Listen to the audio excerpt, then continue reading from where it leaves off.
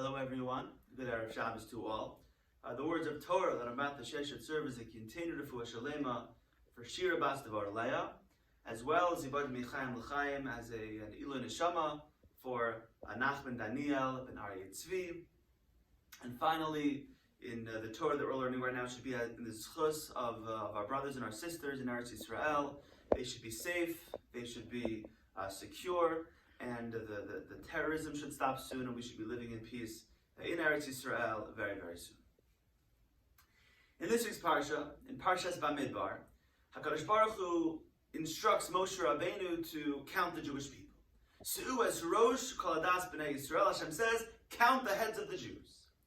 And the Gemara Maseches Yom actually learns from here, from other places as well, when we're counted, that you're not allowed to count a Jew. Hashem chooses to count our heads in other contexts, in Parshas Kisisa and others. HaKadosh Baruch Hu instructs us to count with a half a shekel. The Gemara says you're not allowed to count a Jew, you have to count an item, you have to count only an object. And the question is why? Why is there this halacha? If you see people, for example, counting for a minyan, they'll say not one, not two, not three. Why just count the persons? They have 1, 2, 3, just who cares? What's so serious, what's so bad about counting one another? So Reb Mordechai Gifter, Zecher Tzaddik Livracha, one of the Telzer Rosh Yeshiva, explained the following idea. Reb Gifter explains that the reason why you're not allowed to count a Jew is because when you count a thing, when you count an item, you're limiting that item. When I count $1, I'm saying I have $1, not $2. I have $3, not $4. When you're counting something in a physical plane, in a physical sense, you're limiting that item. Reb Gifter explains you can't count a Jew because you can't limit the potential of a Jew.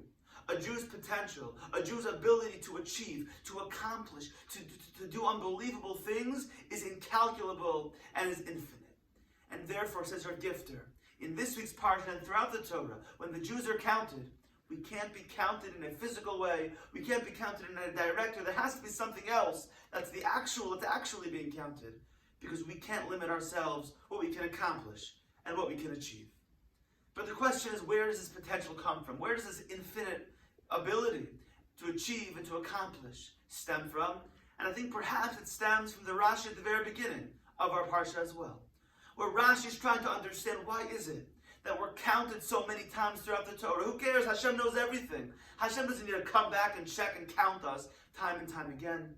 So Rashi explains, based on Chazal, that one of the reasons why Hashem counts us is mipnei chibason shel Yisrael, is because Hashem loves us, because Hashem cares about us. And when you love and care about something or someone, you're constantly going back to check. How are they doing? Are they okay? If I have lahavdil, if I have some sort of an item, I'm a collector of stamps, or I'm a collector of baseball cards, I'm constantly going back. Are they good? Are they safe? Are they secure? What's going on? I know they're in my closet, but I nevertheless keep coming back to check on them, to make sure that they're okay. And that's why Rashi tells us, HaKadosh Baruch Hu counts us so often throughout the Torah. Mipnei chibason shel Yisrael. Hashem's Avinu Shebashamayim, our Father in heaven, who loves us, who cares about us more than we could possibly imagine, more than we could possibly understand. And Hashem counts us over and over, not because He has to try to understand how many people we are, He knows, but because He loves us. And that's where our incalculable potential comes from. Just like any parent wants their children to achieve and to accomplish and to have opportunities to achieve and to have opportunities to accomplish, so too Hashem, our God, our Father in heaven, the creator of the world, gives us an unbelievable amount of potential to do whatever we set our minds to, because Hashem's our Father in heaven who loves us and wants us to be able to achieve and wants us to be able to accomplish. And perhaps that's the most important lesson.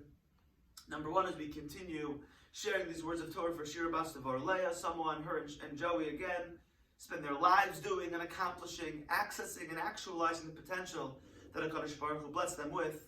And certainly Donnie as well, who also spent his life giving and doing and achieving things that most boys his age couldn't even dream of accomplishing. And as we continue and ask Hashem and daven to Hashem and plead with Rabbonu Shalom to please help our brothers and our sisters live in peace, live in harmony, help them be safe and secure. HaKadosh Baruch Hu gave Eretz Yisrael to us and gave it an infinite amount of ability, the amount of Nobel Peace Prizes that have come from Eretz Yisrael, the amount of innovation and technology and in the world that have come from Eretz Yisrael. Hashem's given us that potential. Hashem's given us that ability. Are the military prowess that Baruch Hashem's given us to protect our citizens, to protect our children, to protect our lives in Eretz Yisrael. And in the merit of all of that, may Hashem help us to continue to actualize that potential, understand that the incredible bracha that Hashem's continued to give us, and in that merit, may we see shalom in the world. Hashem oz lamo yitein. Hashem yivarech es amo ba shalom. Good Shabbos.